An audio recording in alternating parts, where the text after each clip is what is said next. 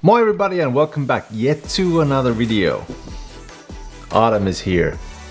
Isn't that just cool? All the colors and everything. I just love autumn. I know that autumn can be a depressing time for someone because days get shorter, darker, more gloomy, but I don't want to sound overly positive, but you just gotta find the positive sides of things, like the beautiful colors, the things you can do with it, like taking photos, for example.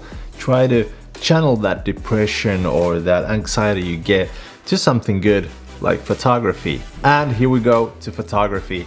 This is 5 tips on how to make your Instagram pictures look better, or pictures anyhow. In fact, any picture look better. It doesn't have to go on Instagram, just give it a story or something. It's gonna look good. All these things that I'm gonna talk to you about here I have probably been told before, but if you're new to photography, if you're new to filmmaking, you've probably watched a lot of tutorials. There's probably nothing new here, but I still suggest you watch it because there might be some technique here that I use that might be different to others. So just hang in there, see what I come up with, and hopefully you like my techniques and style and everything like that. So let's get on with it. First of all, we're gonna start with lighting. I know lighting is a dull subject, but hang in there, it's gonna get better. I just gotta talk about lighting and how important lighting is. As you can see here, this lighting shining upon me, if I didn't have any light, it wouldn't show any kind of details, anything about me. Filming without this light, it wouldn't mean anything. The filming wouldn't mean anything. The same goes to photography. You need lighting to show different details. You need lighting to cast those awesome shadows. Lighting is a very important fact in photography. The best light you can get is window light. Almost everybody has a window in the apartment. Don't hang in that fact, don't hang in that sentence, but people have windows in their apartment. The lighting that comes from windows is the perfect kind of light you can get. Here you can see me taking pictures of EDC. This coin here that I'm showing is the Mendoza EDC coin, and here's the picture. It looks nice. The second thing in photography is technique. There are different kind of techniques that you can do, you can have, you can just roll with, I guess. I'm just trying to go with the flow here. There's a lot of different kind of techniques, but this is one of my favorite techniques. Putting something in front of the camera. Just here I am. When you're taking a picture with something in front of the camera, you're gonna give that picture a little bit more depth. You're gonna probably give it a little bit of a story, that there's something happening in that picture. Here you can see me taking a picture of our cat. The cat is called Tuto. She's a princess. And here are the props that I'm using for this picture. Just some blues, just some pinkish colors from a hand soap bottle, stuff like that, and shooting through them, shooting between them or through them, possibly a little bit through them, and giving that picture a little bit of those princessy colors that a princess needs. It gives a little bit of depth to the picture and it gives a little bit of a story to it. Here, using that same technique, you can see me shooting through the chair. I don't know what are the chair pillars. I guess they're chair pillars. You can see me shooting through those chair pillars. It frames the picture, it frames the subject. Giving lines and framing a picture and a subject just makes it easier to look at and is pleasing to the eye. Just go crazy with it. Just shoot through things, just shoot between things, just like I did before. Frame the picture. And that was my phone. I forgot to put it on silent, and this is oh. Well, I'm just still gonna go on with the video. I'm just still gonna go on the video. Let's just do it. It's all gone to shit anyway. I wish I had the sink or swim coin. I'd just flip it right now. Is this video gonna sink or swim?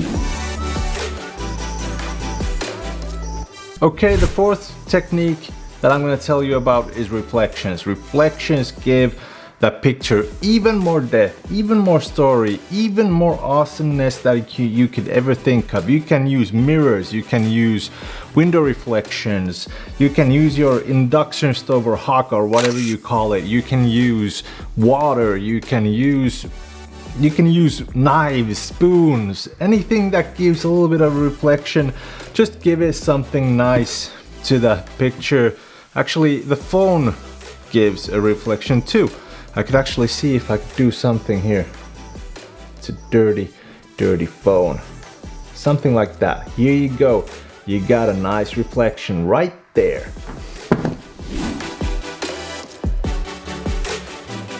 Now the fourth thing is cleaning up the picture. That means that if you're taking portraits, clean up the skin of your subject. Just clean up everything. If you have stranded hair and everything like that, just put it in post, put it in Photoshop, clean out those stranded hairs and everything, clean out that beard, just remove all the zits and everything. If there's a wrinkle on the shirt that just feels like that's not looking good, just take it away from there. If there's dirt specks, if there's some bird flying in the corner, you don't like it, just take it away from there. Actually, if the sky is looking dull, if it's just white or blue and you think like you'd actually use some clouds, Photoshop actually has one of the easiest way right now just to replace the sky. I know this divides opinions. I know this divides opinions. Some people want the pictures to look more realistic than others. Some people want it to make their kind of picture. There's nothing wrong with that. There's nothing wrong with editing the picture. If somebody tells you otherwise, just don't listen to it. Photography is an art. It's an art where you want to show things to others what you're seeing in the picture. You can't say to a painter that painting isn't photorealistic, I don't like it, because it's their view of showing what they see in that whatever they're painting. A subject, a person, I don't know. They could just put in there whatever they want. You can do that with photos nowadays. Pretty easy if you just learn to use Photoshop. There's a lot of tutorials. This is not a tutorial on using Photoshop. I don't really use Photoshop other than just cleaning up the skin and putting it in the sky right now. I'm trying to learn it a lot, so I could do a tutorial when I'm better at that, but not right now. And Lightroom, just use Lightroom or something that to color grade your picture, make it a little bit more poppy, you know, make it pop, make those colors pop, and make it saturated a little bit, and people just love that. That's eye candy. There you go, clean up the picture. And the fifth thing is posting on Instagram. You gotta remember there are different ways to post on Instagram. There's actually 3 different picture sizes just to put in your grid. The first size is 1080 times 1080 pixels. That's a 1:1 ratio. That's the normal size of the picture. Then there's the Instagram landscape photo. That is 1080 times 608 pixels. And the ratio's 1.91:1. Then there's the Instagram portrait. That's 1080 times 1350 pixels and the ratio is 4:5. The 4:5 is something that I use the most. And here's a tip on how to post those pictures. First of all, crop them in post. You might have just taken the picture with your phone, or maybe just moved it to your phone or downloaded it from Google Drive after post, and you haven't cropped the picture. Crop it in your phone maybe. Crop it somewhere, just crop the picture ready to post on Instagram. Now, when you're posting the picture, pick up the photo and extend the photo to its maximum length that it can be. You can see those gray bars on the side of the picture. They ain't gonna show when you've posted it. And when you're posting a portrait mode, I don't know if it's called portrait mode, it's just Instagram portrait. It's gonna fill the whole screen when people scroll, and that's eye candy. I'm using a lot of the word eye candy, but that's eye candy. It's really nice to just look at a picture and see it in your whole phone, and you don't have to just start zooming in and seeing like what's in there, what's that, what's those things. And if you put a landscape photo in landscape crop, it's actually quite small. I don't like using landscape crop, and I just don't. If I put in landscape photos, I still put them in portrait and just try to take the best part of that landscape photo to put in there. Or then you can do a carousel where you're using the whole landscape photo and people just love scrolling and seeing the whole scenery like close up. So better use that. Well, that was hard enough. That was 5 tips on how to make your Instagram pictures look better. Like I said in the beginning, there might not be anything new, but these are my things that I love to do, the basic things that I love to do when I post on Instagram or take a photo anyhow or post it anywhere. This is what I like to do. These are the basic things you should do before showing the picture. Showing a raw is never good. You get your name from editing the pictures, color grading the pictures, making them look like they're your pictures. That's what makes those pictures yours. Have a nice day. I'll be seeing you on the next one.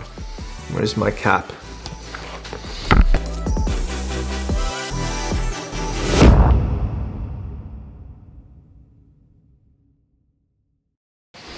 Guess what, guys? It came in today.